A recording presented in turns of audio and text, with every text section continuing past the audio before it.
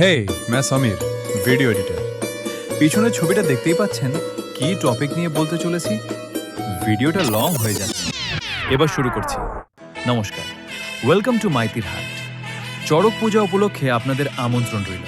Sorry, তারিখটা বলতে ভুলে গেছিলাম, 14ই এপ্রিল।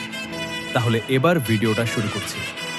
যদি ভিডিওটা ভালো লাগে লাইক কমেন্ট করে দিয়ে যাবে।